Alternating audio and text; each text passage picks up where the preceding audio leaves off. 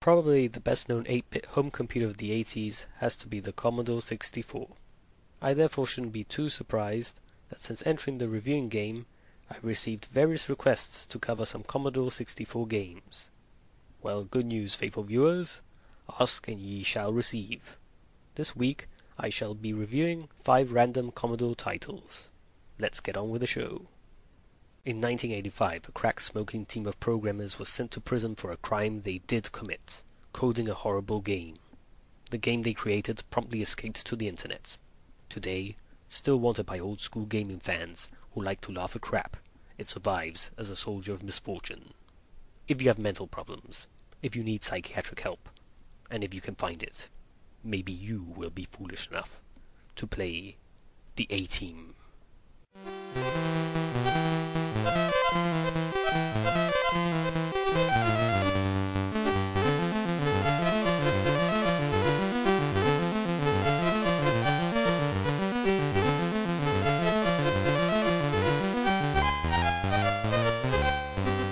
Well, what can I say? A picture paints 1,000 words. I could go on forever how bad this is, but why bother? Just look at the footage. The aim of the game is to control the soldier at the bottom and shoot the 4 flying heads who are meant to represent the A-Team. I have to say it's somewhat original for the player to take the role of the bad guy who's trying to capture the heroes, but originality is the only good thing this travesty has going for it. Graphically, this is early Atari standard, and sound-wise, as you heard at the start, they used the wrong theme song on the title screen. This is a prime example of a company who put no effort whatsoever in making the game, hoping to make cash solely on the TV license. Ah, pity the fools who bought this, expecting an entertaining game. Okay, after playing that crap I need something good to wipe away the bad taste from the proverbial gameplay taste buds, and here it is. Bionic Commando. Most gamers should have heard of this Capcom classic, as it's appeared on numerous computers and consoles.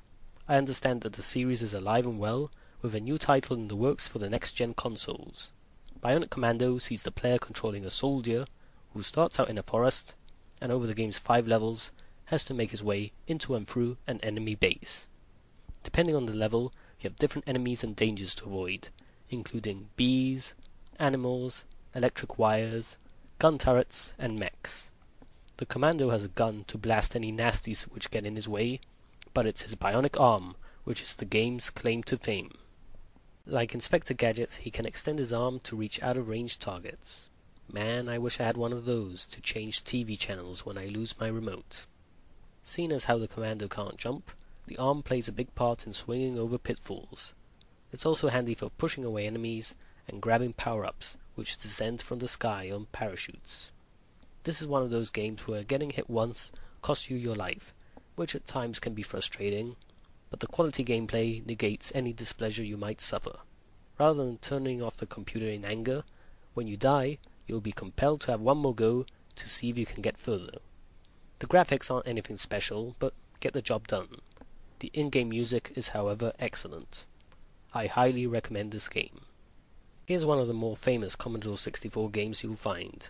The Great Gianna Sisters. Excuse me if I pronounced that wrong, but I'm not Italian. Anyway, what we have here is a typical platformer.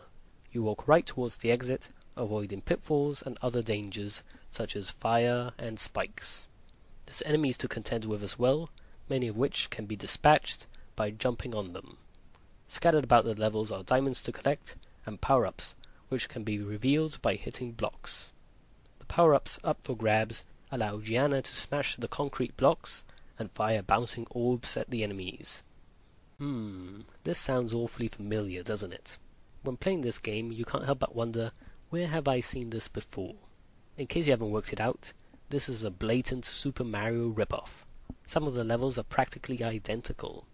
Needless to say, Nintendo were not amused and threatened to sue, which resulted in the game getting pulled off the shelves.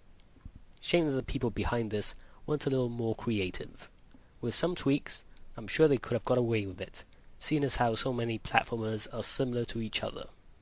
Although I don't condone plagiarism, part of me feels bad at how things panned out, as many potential gamers, due to legal reasons, ended up missing out on what is a quality game. Next up is Rodland, an ultra-cute game starring a couple of fairies called Tam and Rit. Their mum has been captured by a giant bird and locked away in a nearby tower. Damn, I hate it when that happens. Cue a rescue attempt which involves clearing screen after screen of various enemies. Smack the baddies with a rod to stun them, and then smash them into the ground a few times to make them submit. Defeated monsters leave behind various items including dynamite, rockets, and bouncing balls, which when unleashed shall instantly kill any nasties they hit. Tam and Rit can also summon ladders to move about the level, which is decorated with flowers. Picking up all the flowers found on a level starts an extra game. For a short period of time, the enemies transform, and if killed, drop letters. If you pick up enough letters to spell out extra, you get an extra life, which is nice. From time to time, you have bosses to smack, including a flying elephant, giant whale, and crocodiles. Crikey! The Commodore 64 Rodland isn't as colourful as other versions I've seen, due to its lack of a background. This isn't a bad thing though. Many old school games with bright graphics suffered from slowdowns and clashes between the backdrop and sprites, which make things hard to see. The game has a 2-player mode, which is a big plus, and should be liked by anyone who is a fan of Bubble Bobble or Snow Brothers, which it resembles. I'm finishing this video off with a look at a game that needs no introduction, Street Fighter 2. Back in the day I was really disappointed when the proposed Amstrad version of this game was cancelled. After sampling the Commodore conversion, I have to say that the bad news turned out to be a blessing in disguise. Let's get the good stuff out of the way first, which shouldn't take too long. Kudos to US Goals for cramming in the original 8 playable World Warriors, 4 bosses, and backgrounds, despite the machine's limitations. The characters, despite the lack of buttons on a joystick, can even perform their special moves. There, however, has to be a catch somewhere, and in this case, it appears to be that they ran out of memory when it came to programming the AI. Even on the hardest difficulty setting, the game is piss easy to beat. The computer opponents barely attack, and just seem to jump about randomly. At times I felt I had more chance of losing by selecting the 2-player mode and leaving the second joystick unattended. The only challenge in completing the game is having enough stamina to last till the end, as the game is so dull.